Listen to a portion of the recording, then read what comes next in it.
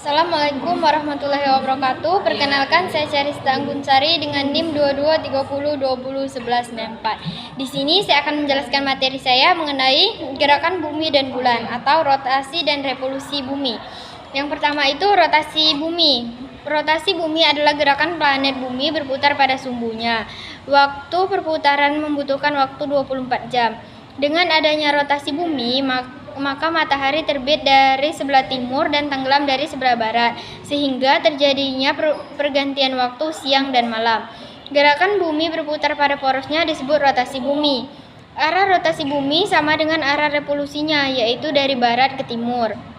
Satu kali rotasi bulan menjalankan 360 derajat yang ditempuh selama 24 jam. Jadi setiap derajat ditempuh selama 4 menit.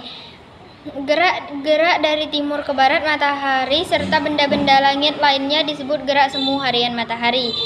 Nah, akibat gerak rotasi itu menimbulkan beberapa hal. Yang pertama itu peredaran semu harian pada langit. Yang kedua itu pergantian siang dan malam. Yang ketiga perbedaan waktu.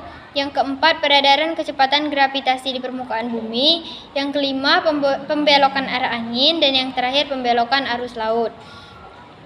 Nah, yang selanjutnya itu revolusi bumi. Revolusi bumi adalah peredaran bumi mengelilingi matahari. Revolusi bumi merupakan akibat tarik-menarik antara gaya gravitasi matahari dengan gaya gravitasi bumi. Selain perubahan bumi pada porosnya atau disebut rotasi bumi, kala revolusi bumi dalam satu kali mengelilingi matahari adalah 365/4 hari. Bumi berevolusi tidak tegak lurus terhadap bidang eliptika, melainkan miring dengan arah yang sama membentuk sudut 23,50 menghadap matahari. Nah, sudut ini diukur dari garis Imanijar yang menghubungkan kutub utara dan kutub selatan yang disebut dengan sumbu rotasi. Yang bagian B itu rotasi dan revolusi bulan. Bulan adalah satu-satunya satelit alami bumi. Bulan tidak mempunyai sumber cahaya sendiri, melainkan cahaya bulan sebenarnya berasal dari cahaya matahari. Bulan beredar mengelilingi bumi bersama-sama dengan bumi mengitari matahari. Bulan dalam peredarannya melakukan 3 kali pergerakan sekaligus. Yang pertama itu rotasi bulan, yang kedua itu revolusi bulan, yang terakhir itu bersama-sama dengan bumi mengelilingi matahari. Nah, dalam periode revolusinya sama dengan bumi mengitari matahari. Periode rotasinya sama dengan periode revolusinya. Nah, gerak rotasi bulan.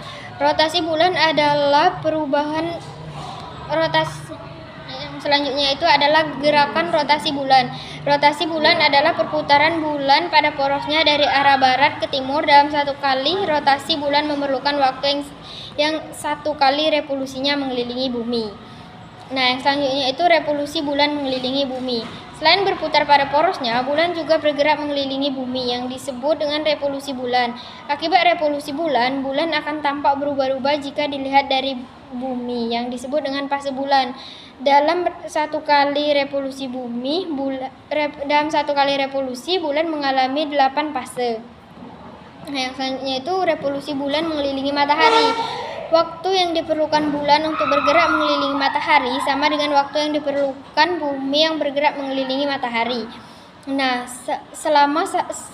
sehingga dalam satu tahun bulan hanya satu kali bergerak mengelilingi matahari dan 12 kali mengelilingi bumi. Hal inilah yang menyebabkan adanya 12 bulan selama satu tahun. Selain mengakibatkan perubahan fase bulan, revolusi bumi dan bulan terhadap matahari juga mengakibatkan beberapa kejadian langka yang sangat menarik. Contohnya seperti gerhana bulan dan gerhana matahari. Yang terakhir itu dampak rotasi dan revolusi bulan. Pada saat mengelilingi bumi, maka bulan juga melakukan perputaran pada porosnya, sehingga dari penjelasan ini dapat disampaikan bahwa rotasi bulan sama dengan waktu revolusi bulan. Waktu yang dibutuhkan bulan untuk mengelilingi bumi ini selama 29 hari, 12 jam, 44 menit, dan 3 detik. dan pergerakan rotasi dan revolusi bulan, maka di bumi dapat dilihat beberapa peristiwa yang dapat diamati dengan mata telanjang. Dari pergerakan rotasi dan revolusi bulan, maka akan timbul dampak rotasi dan revolusi bulan.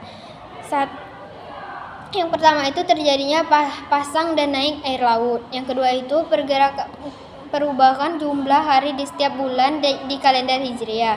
Yang ketiga itu terjadinya macam-macam fase bulan dan pergerakannya. Mungkin itu saya yang dapat saya sampaikan. Lebih dan kurang saya mohon maaf. Saya akhiri, wabillahi taufiq wal hidayah. Wassalamualaikum warahmatullahi wabarakatuh.